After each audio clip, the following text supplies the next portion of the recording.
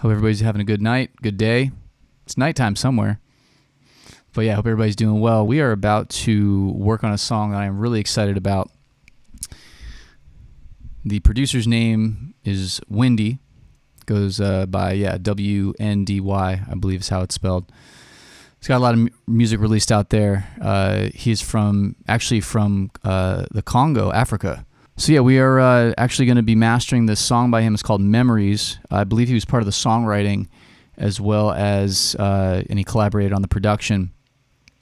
And he also mixed it. So we are at the point of mastering, and I'm going to go through the project, and we're going to talk about some of the things that I'm hearing.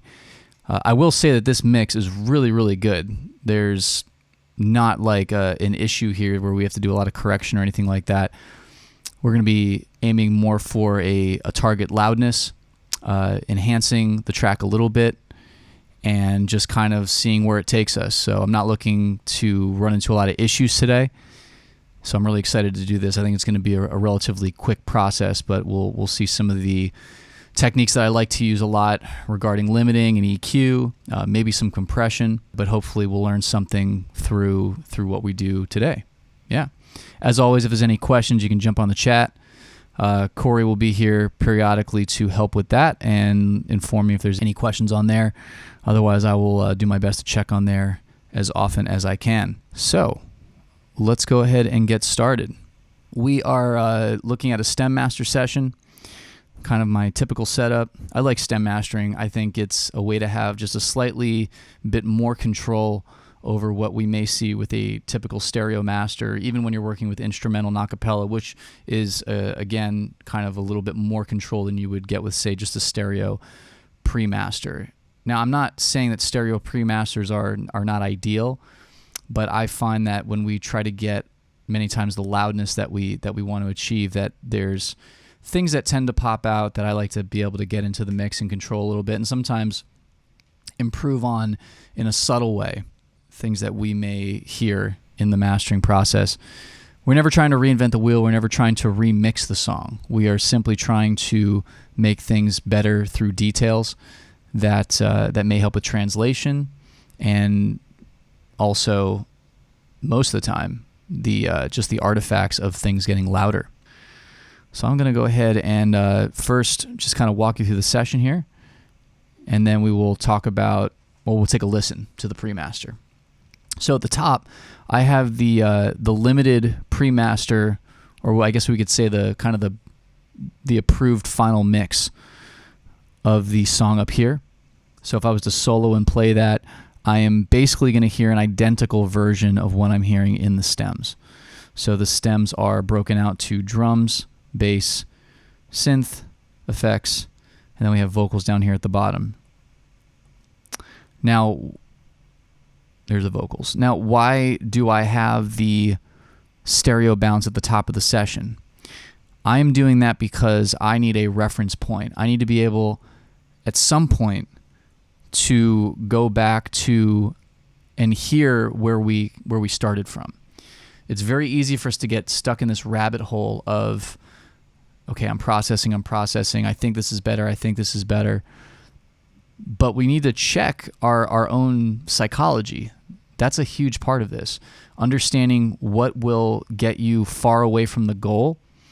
And the goal here is to improve on what was there. It's not to reinvent the wheel. So we need to make sure that we are making improvements. So by having that up there at the top of the session, I can make sure that those improvements are actually happening. Now, understand that this, in fact, has, if you look at the output, it says external out. This is not going through any of the master processing that I'm going to be applying to the session. So if I was to solo that after we've added some volume to this, it would in fact be quieter. But you can see here on the right side, the fader is set to almost -20. So I brought this down substantially. But if I go to the beginning and A/B between my stems and this, you'll hear almost an exact duplicate. Listen.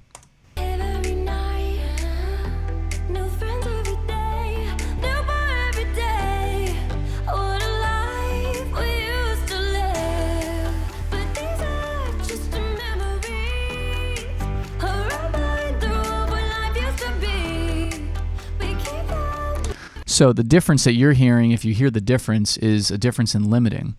So the limiting that he had on there to make it louder so that way the artist and the producer could make fair judgments on whether it was done or not, that's basically what you're hearing. So that was removed, then the stems were exported, given to me, and that's where we are here. So I did organize the stems to be instrumental down here, so drums, bass, synth, and effects, and then I did group the vocals just because I like to be consistent. Whether there's a single vocal stem or multiple vocal stems, I choose to do that anyway.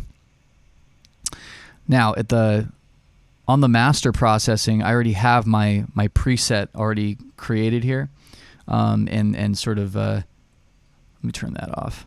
I was playing around with things a little bit before I got started. I can't help myself sometimes, but we got some limiting here. You can see that nothing is happening. The only thing I have engaged right now is true peak limiting. We have our second limiter here, which is also set to, there's no true peak limiting turned on. We don't need that twice. We only need that once. So we have the 0 dB ceiling there, and then we don't have any limiting yet. The threshold has not been moved yet. My metering plugin is, of course, the last thing in the chain. You always want it to be. So that way you're metering what you're doing. Actually, what I'm going to do is I'm going to add a gain plugin, because if I want to, I can bring this down and actually gain match my louder master with the pre-master, which may not be necessary because he has limiting on his pre-master. So, like I said, we're at almost minus 20 here. I could just bring that up and get things louder in comparison. So, yeah, we have some stuff here, some widening plugins, some EQ, compression, some excitement with MOTT, some more compression, some virtual tape. You never know. It's worth experimenting, but that's kind of where we are at. So let's go ahead and take a listen to the pre-master from beginning to end, and I'll kind of give you my thoughts.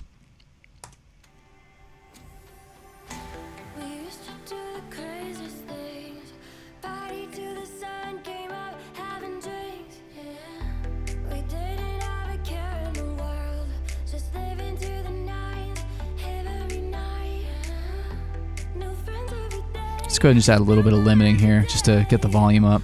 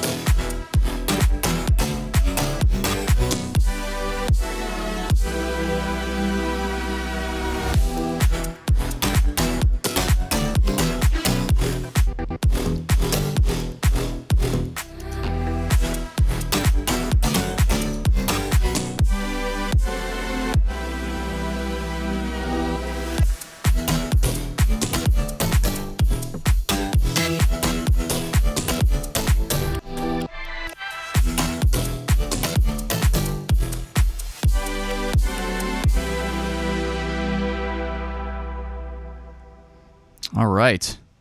I'm seeing some of you jumping in on the chat there. Welcome, welcome.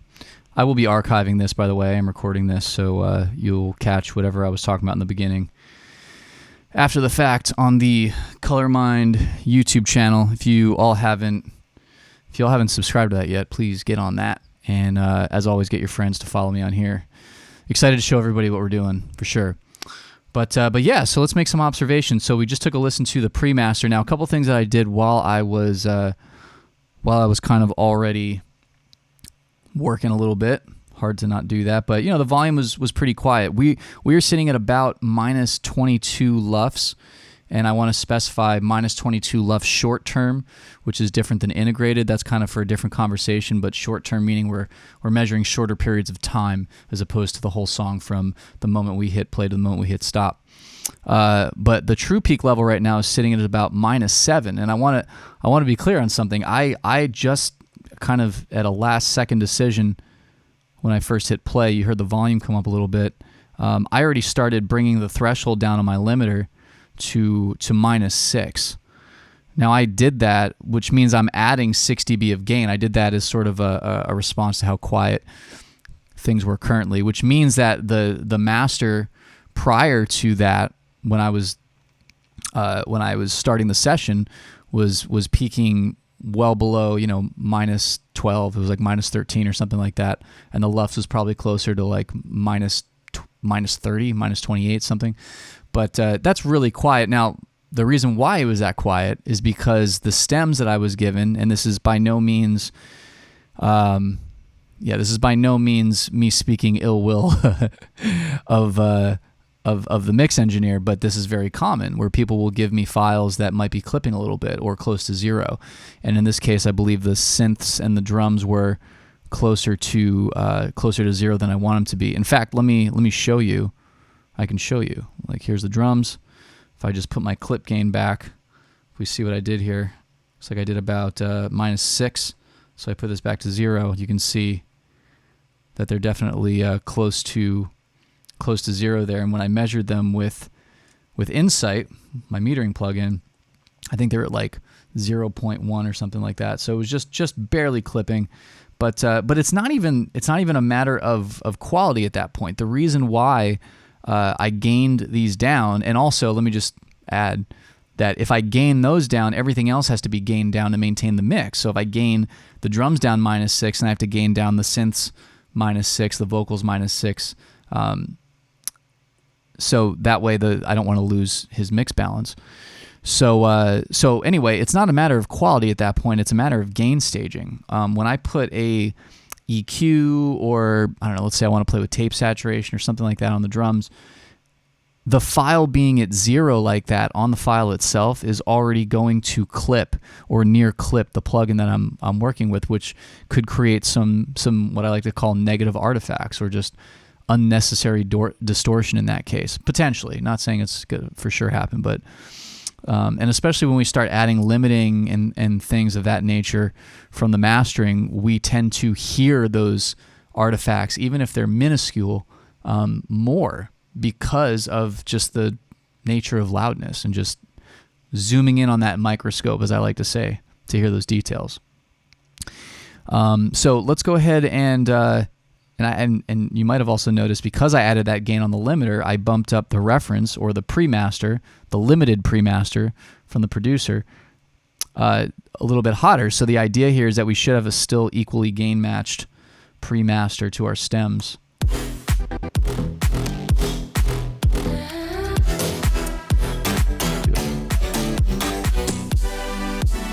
Yeah, brought it down a dB, but it's still pretty close. Again, this is for comparison. So what am I hearing? Okay, so sounds awesome. There's not a whole lot in this that I would say needs, fixing, but I will say that maybe there's some stuff in the low frequencies that we can control a little bit just to tighten them up. And there a lot of the stuff many times is an experiment. Like let me hear what this plugin sounds like on it and hear if it adds something nice to it. So yeah, that's kind of where we're at. I only hear a couple things that I might fine tune with the EQ. I'm going to listen to each stem and just kind of hear if there's anything that I can that I can hear that way, isolated, and then we'll move on from there. So here we go. Let's work a little bit. Having drinks, yeah. We didn't have a care in the world, just living to the nines, every night. New friends every day, new bar every day. What a life we used to live. But these are just the memories, a reminder of what life used to be. We keep them everywhere we go. Memories, memories. Having drinks, yeah. We didn't have a care in the world, just living to the nines, every night. New friends every day, new bar every day. What a life we used to live. But these are just the memories, a reminder of what life used to be. We keep them everywhere we go. Memories, memories. Having drinks, yeah. We didn't have a care in the world, just living to the nines. New friends every day, new bar every day. What a life we used to live. But these are just the memories, a reminder of what life used to be. We keep them everywhere we go. Memories, memories.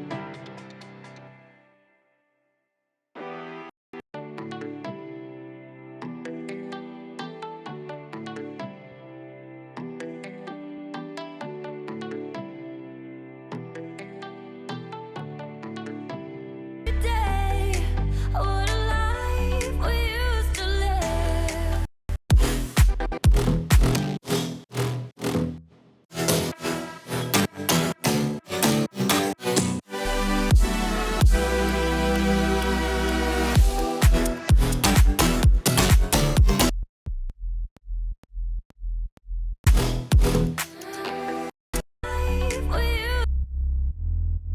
But these are just the memories, a reminder of what life used to be. We keep them everywhere we go. Memories, memories. But these are just the memories, a reminder of what life used to be. We keep them everywhere we go. Memories, memories.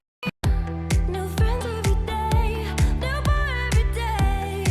What a life we used to live. But these are just the memories, a reminder of what life used to be. Now, I just want to say something. You might see me playing around with the clip gain on this bass. I'm actually going to make a copy of this bass track because I feel, and I'm not trying to tap into the emotion of the song or anything, like mess it up, I should say. But I am going to want maybe a little bit more control over the bass and the verses versus the chorus. So yeah, I'm going to go ahead and just kind of split these out. Just also note that I do have the BPM of the tempo set, or the BPM of the project set, so it's helpful to have that ability to do quick edits like what I just did on the grid, at least for the most part. They're on the grid, yeah. But I did kind of notice that we have a pretty heavy bass here, and the bass kind of like, so I might actually pull the bass back just in volume here to help with some of that energy and help with that dynamic, so the so the first verse doesn't feel as boomy as the rest of the song. All right, let's keep working. Every night, new friends every day, new bar every day. What a life we used to live. But these are what a life. But these are just the memories, a reminder of what life used to be. We keep them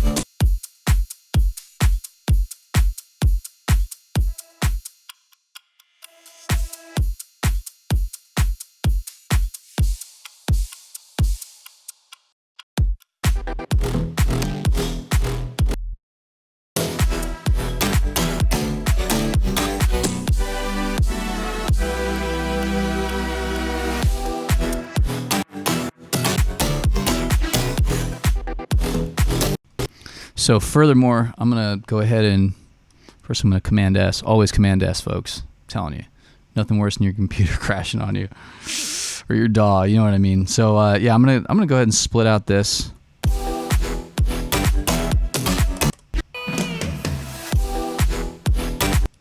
Yeah, so I'm just gonna split out these drops real quick.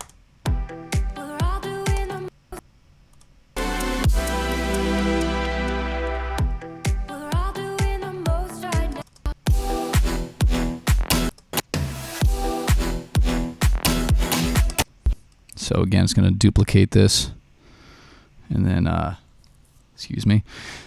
So I did roll off some low end on the drums. I'm sure you saw me do that. All right, let's hear this now. I'm going to do a little something to this guy.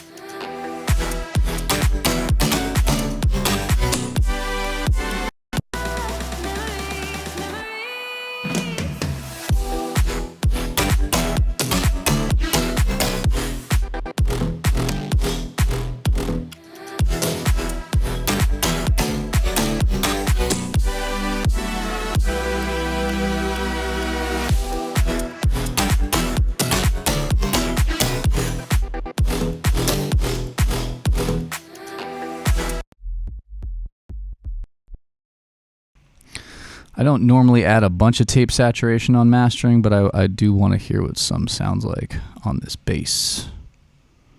Sometimes it might be a little overpowering. Turn off our noise reduction here. Or turn on noise reduction, I should say. Let's bring the tape hiss down. We don't need that.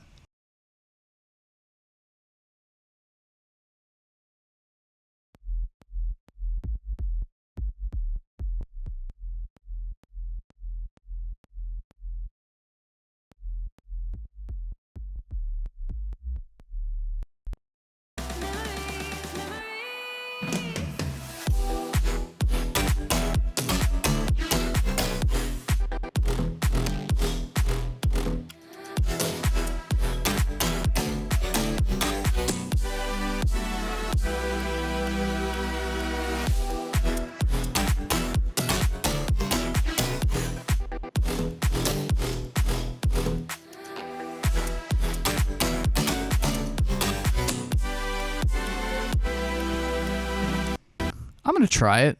I think it adds some cool energy to it. Let's, yeah, like I said, if y'all have any questions, just go ahead and jump in the chat and ask. But yeah, so we got these split out. Just did a little mid-side processing just to help give it a little bit of depth in the drop. Not like I said, not reinventing the wheel. That's not what we're doing here. All right, I'm going to jump into some master processing here on the master bus.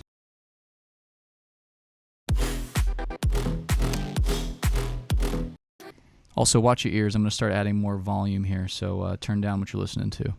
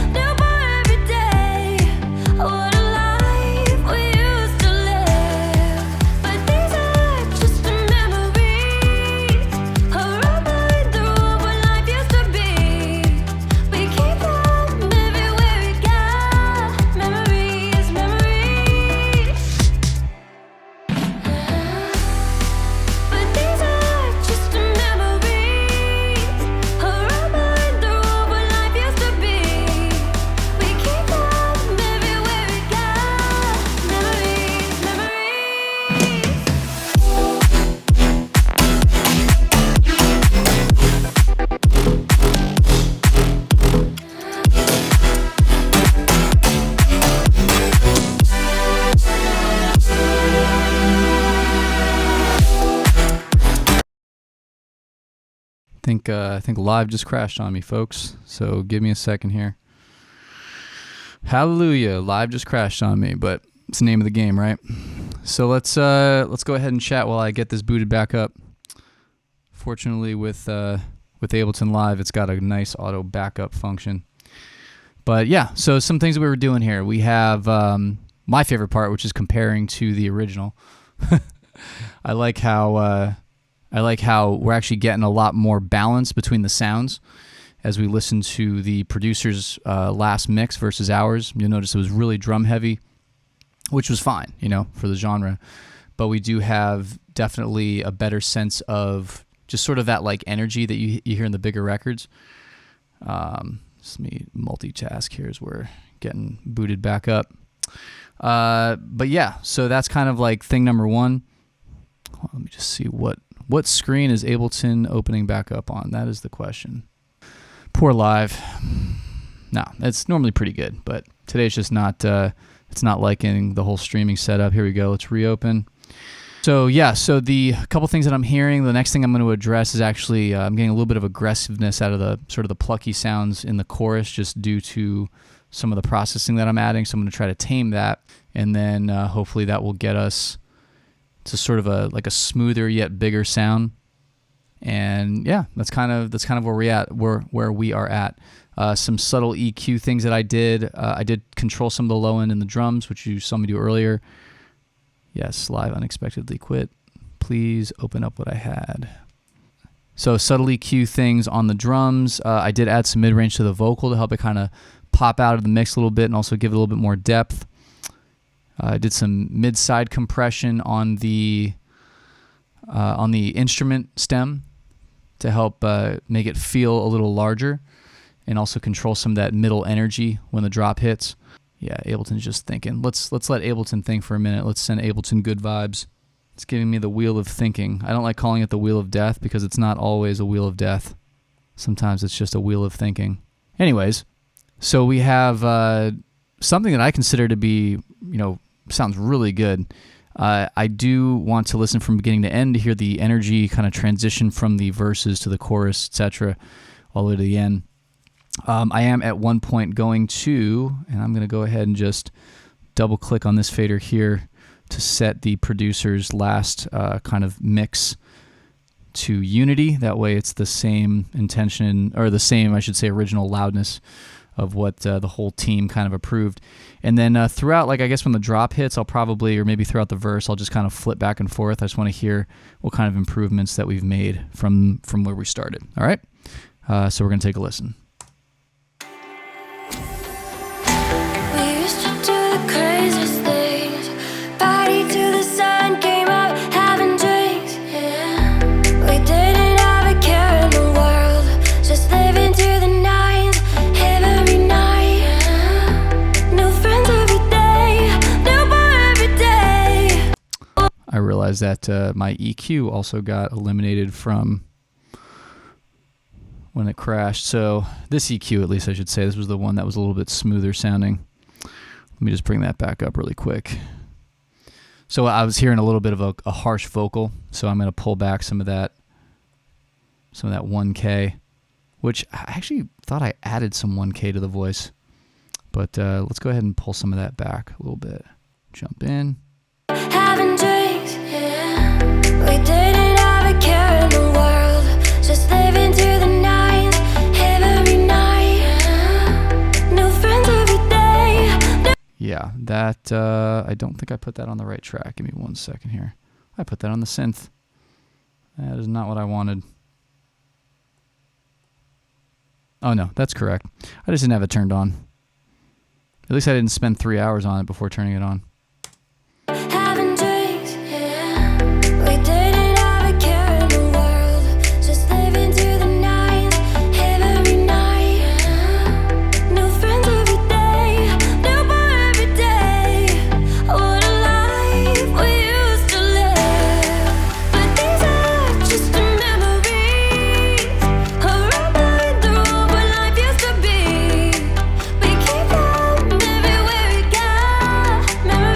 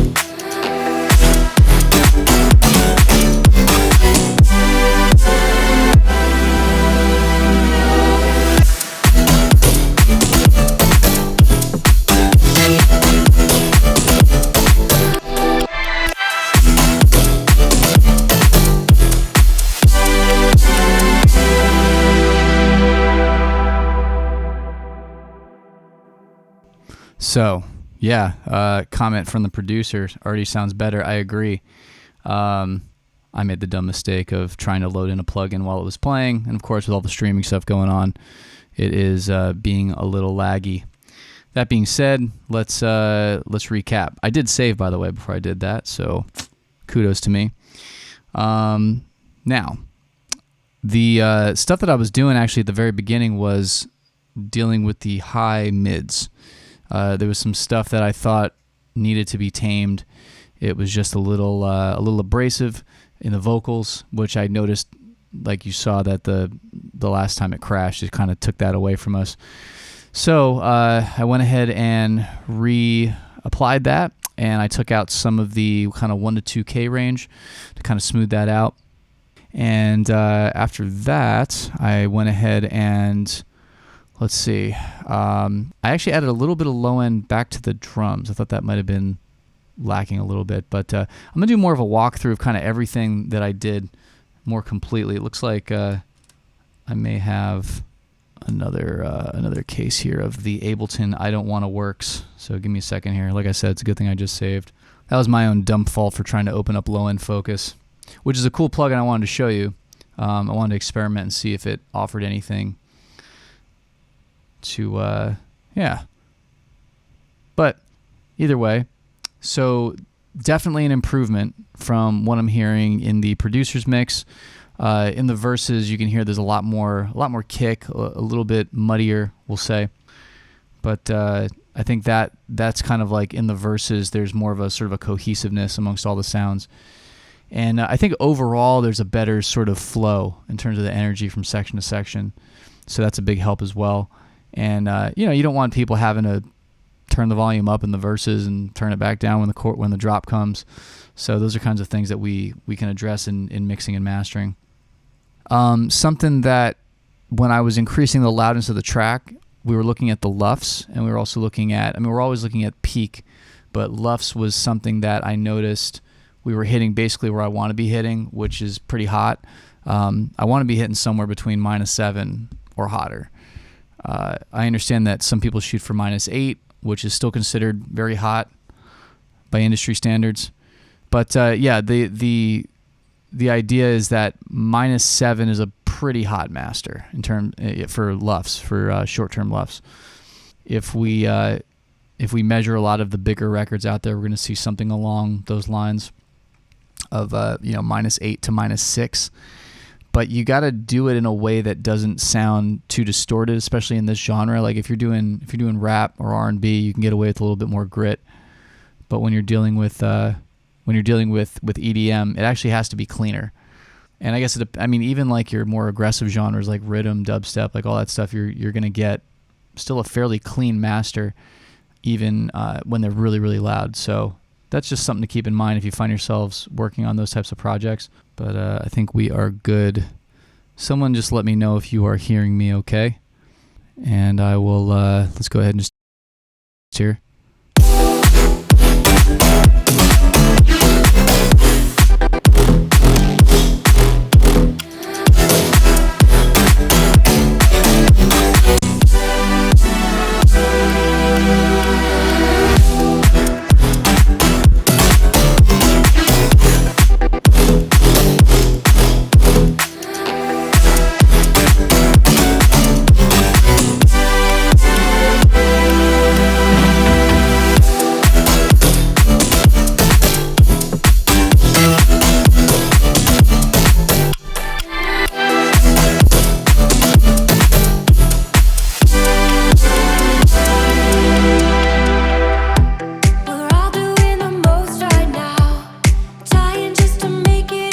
Yeah, I'm really happy with the way everything's sounding right now, and I know the producer would feel the same way. Pretty sure he's still on here. But let's go ahead and just kind of walk through some of the things that we did, and then we'll wrap things up for this session. So first, we rolled off some low end on the drums. Really easy to overshoot that stuff. Remember, we got a sub bass along with things, right? So we don't want to cloud that area, that energy with the low frequencies. So a couple things happening here. So we have some of that 60 around 60 hertz or so. Actually, that's lower than that. That's 38. So closer to 40 hertz being tapered off, not to thin the drum out, but just to control that energy that's sort of overpowering a little bit. So if I...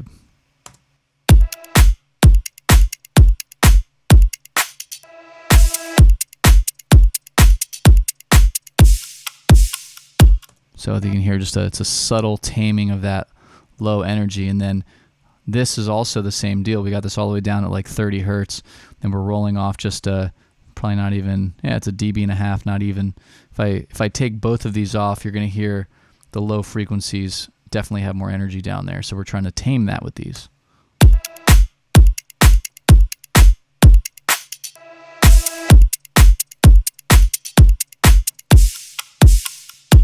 So it might seem subtle, but it's pretty necessary. Just a little bit to get that stuff under control. We're not trying to thin the drum out. We're not trying to reinvent the wheel at all. All right, verse basses, didn't do anything. Drop bass, we got the virtual tape machine on here. Looks like it reset all my settings. Again, I'm very upset with Slate right now.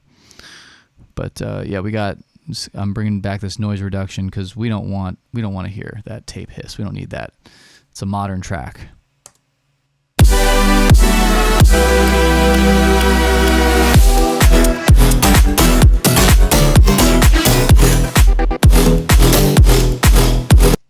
So with this plugin in particular, we get a lot of like width and just low frequency content from this. So I pulled this back just about a dB and a half just now.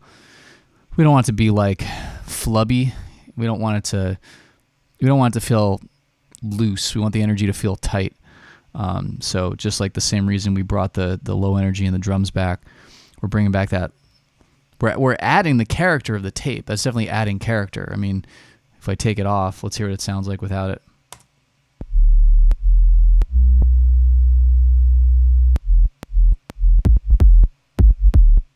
I mean, there's definitely, you're getting some saturation, you're getting some punch, but we just don't want to overdo it. I think it adds something. If it didn't add something, if it was too much, I'd just take it off. In our instruments and the verses, I believe we have a little mid-side EQ here just to help control. Let's go once this comes up here. There we go. So a little high-pass filter, just in general. You know, what I listen for in these situations is if you bypass it, you should hear some type of shift in the low energy where it feels like it's not really musical, it's just kind of mechanical. And then when you put it back on, you should feel things just kind of tighten up, but not necessarily get thinner. So kind of similar to what we're doing with the drums. I mean, this is a very common thing that we do in mastering, which is controlling that low frequency information. And then we have sort of this harshness taken out of the drop, and that's not necessarily speaking to the mix. That's just a byproduct of making things louder. In addition to that, we're also using some dynamic EQ to basically do the same thing in that range, a little bit higher. But dynamic EQ is essentially responding to that frequency spectrum as it gets hotter. It's controlling it in an attempt just to give us less aggressive, less of an abrasive kind of sound there. Now we did compress the middle a little bit. You see mid-side compression. I took the stereo link off, so that way we are, in fact, let's just kind of look at this.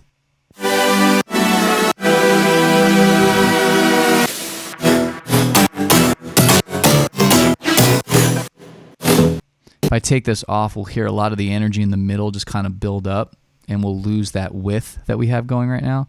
Not all of the width, but you'll hear it get a little more monoized. So here's with it on.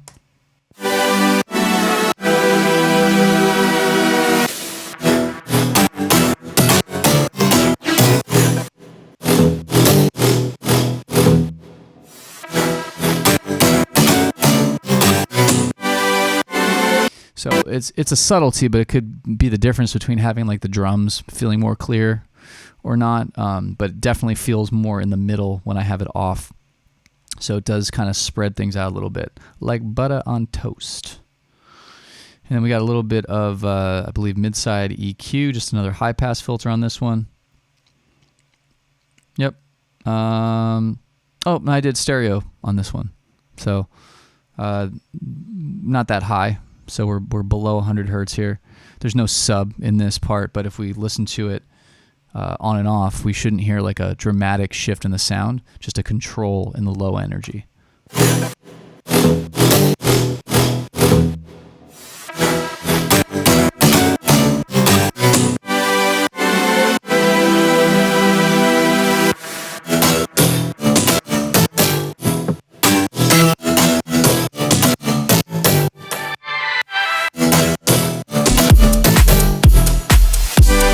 Yeah, I shifted that a little bit. I want to get some of that width back in the low frequencies, so I'm just I shifted that a little bit to more side processing than stereo, which I'm doing more in the middle and less in the sides, which actually adds a sense of depth to the instruments there, which is really nice.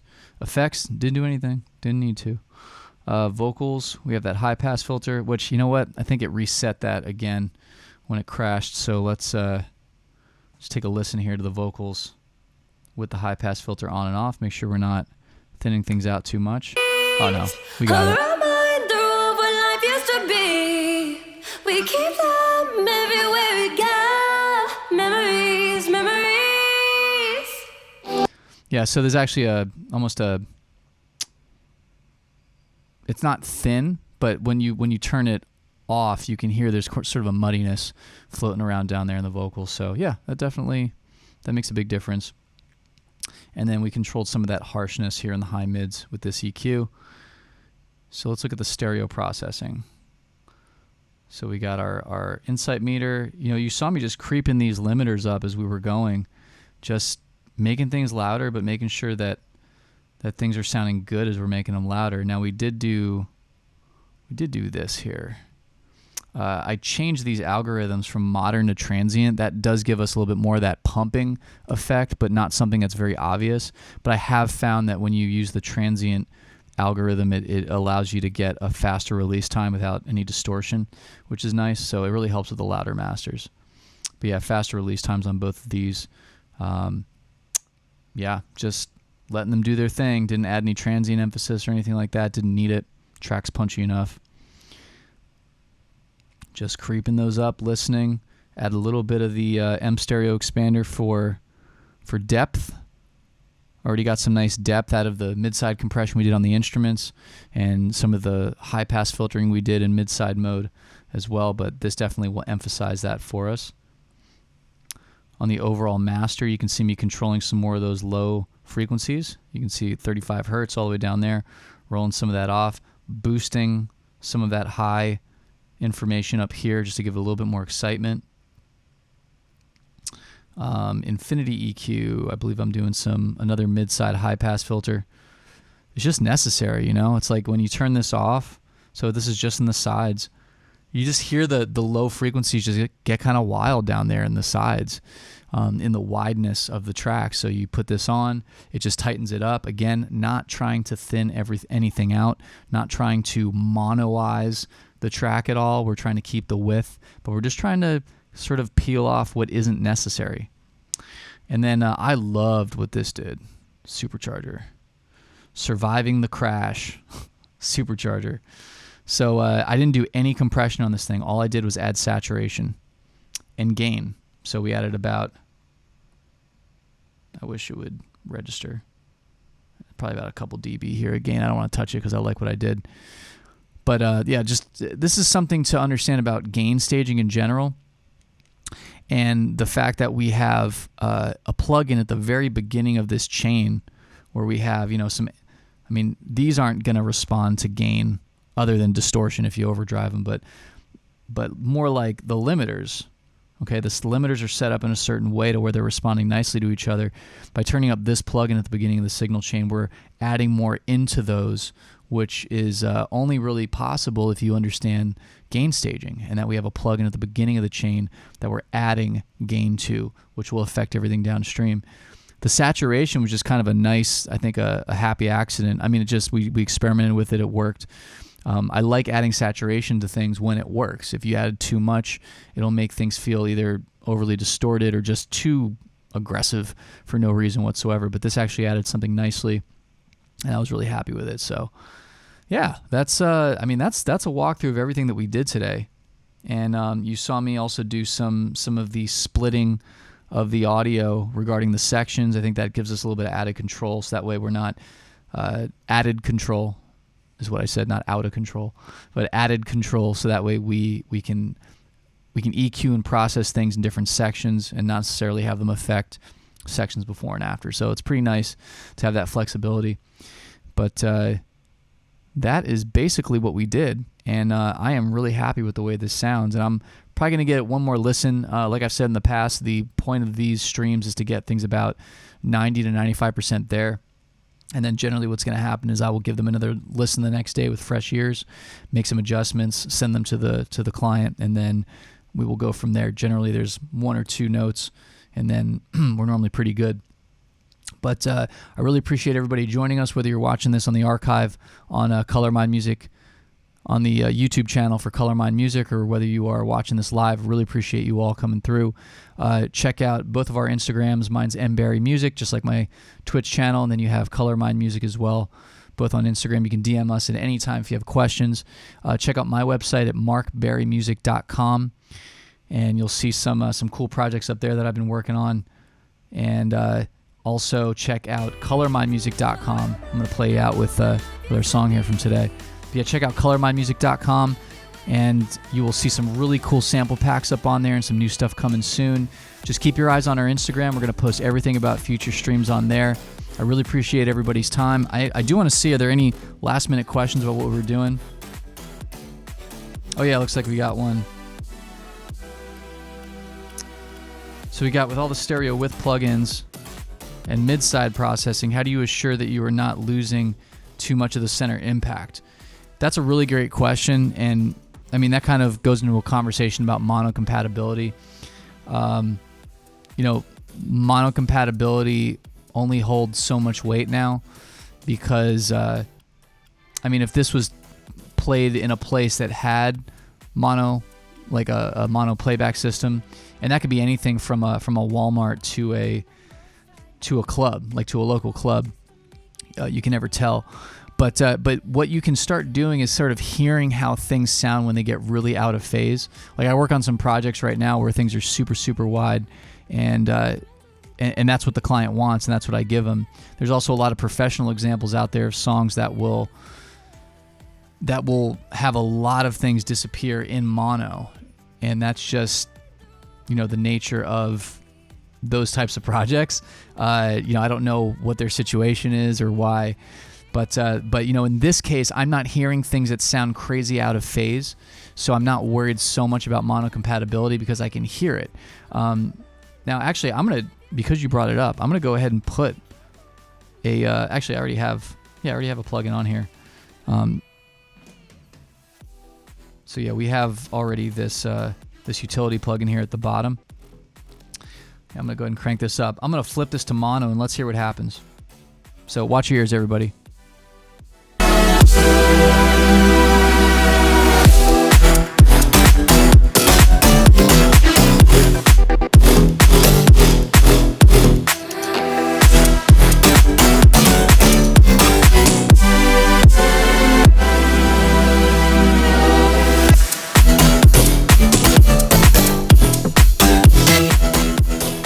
Yeah, and that was actually a really great question, because just in general, the idea is that we do want this stuff to translate to different places, like the Walmart, like the club, obviously the club, right? We don't want like the main synth to be canceled out in mono. But I think we just heard, and this is good, nice reaffirming thing for myself, that the energy in mono is still there for the most part. We can nitpick like, oh, the wide synth is slightly quieter, but it's fine. If this was in a club system, the things that are banging are the drums, the bass, the overall synth energy's there. Vocals are there in the verses. Actually, let's hear the vocals in the verses. Yeah, I just, listening quietly, I could hear the vocals didn't disappear or anything. But again, like being able to identify phase is a huge part of that. And this is how you can learn what that sounds like. Basically, bring up a mid-side plugin and just take out the mid information completely, and you will hear 180 degrees out of phase, the left and right wides, or the sides, I should say, excuse me. Those sides are out of phase. And if you can get your ears to understand what that sounds like, that sort of pulling apart effect, you will then be able to identify that stuff more in your music, whether you're mixing, producing, mastering, and then just kind of like, get that stuff taken care of on the front end before it becomes an issue. But yeah, so that's kind of just the nature of the beast right now. With modern music, it's really wide. With this project, I didn't do a lot of widening. I don't think it needed it. But in the future, there may be some projects that I'm working with that may be more wide, and we can sort of like address that on a case-by-case basis. Because honestly, that's what it is. Like, we address that stuff on a case-by-case basis. So every project's different. Every client's expectations are different. Normally, I find that when people want things wide, the wideness is going to by far surpass the need for monocompatibility. So I hope that answers your question. But that was a great question. I'm glad you asked it, because it's something that we're dealing with now in so many different projects. Are there any other questions? If not, I appreciate everybody. Don't forget to check out those websites, and I will see everybody in a future stream. Take care, everybody. Appreciate it.